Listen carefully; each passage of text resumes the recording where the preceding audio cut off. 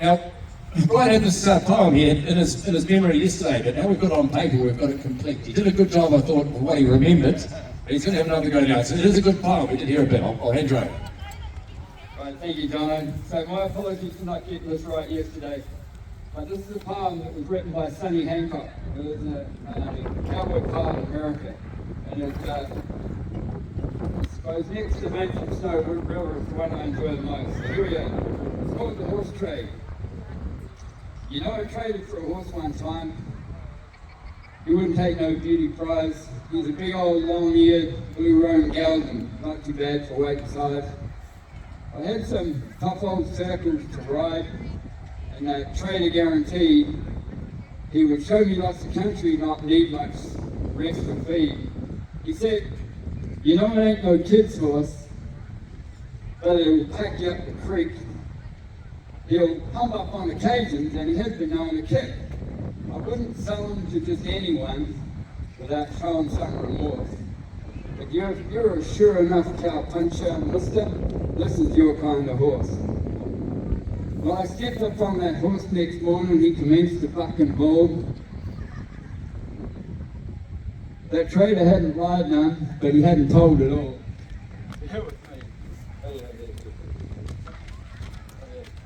He sure tore up that country when he threw his equine fit. I almost ran out of handholds by the time he finally quit.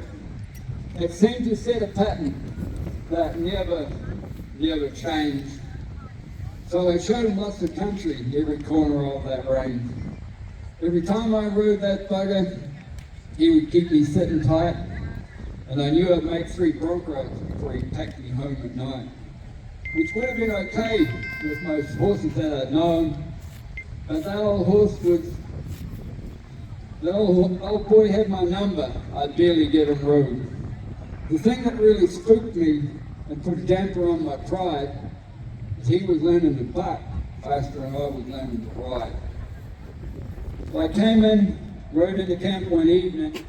It was getting kind of late. I seen this grey horse in the corral, there with a saddle by the gate.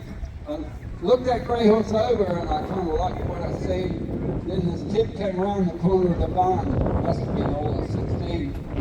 Said he'd lamed his horse coming off Granite Grave. Asked me if I had a horse, maybe I'd like to trade. Said he had no time to rest and let him heal.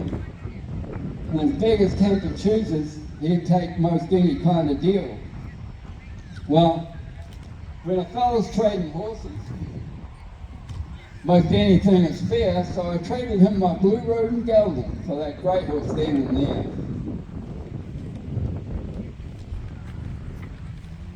Then my conscience got to hurting when I thought of what I did.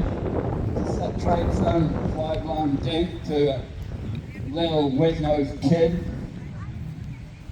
So next morning after breakfast, I said, listen, lad, if you want to know the truth of it, that trade you made was bad. That old blue roan's a tough one, as tough as you'll see. He'll kick you, he'll strike you, he's a sorry SOB. That horse bucks hard and often, and if you really want it straight, I think you'll be doing well to ride him out the gate. Now, I got 2 or 3 old horses.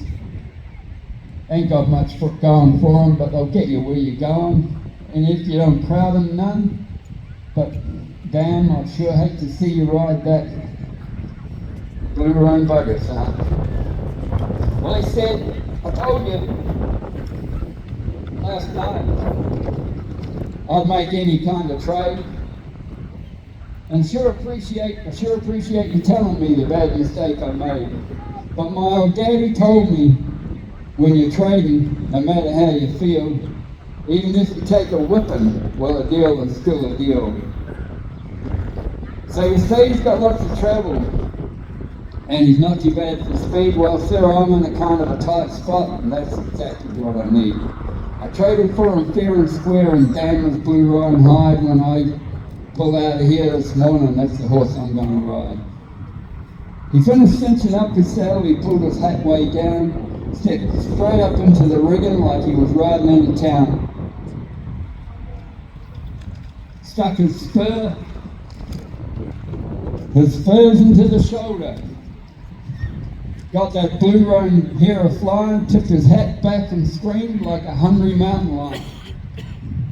You know, I heard a lot of stories about the Bucking Horse Ballet, about poetry in motion, but the ride I saw that day clung defied description. I still can see it plain, kinda like it's in slow motion, branded on my brain. I don't think I could explain it to you, even if I tried. The one thing I can say is by the saints that boy could ride. He sat there plumb relaxed, like he was sitting up in bed. Every jump that pony made, he was half a jump ahead. So when it was all over, I realized there were things I could learn still, and I said to him, "I'm sorry, son, I misjudged your riding skill." He said, "Oh, shucks, that's okay, mister," as he rode on his way. He turned to me and he said, "If you think this horse can buck, then put your saddle on the grey."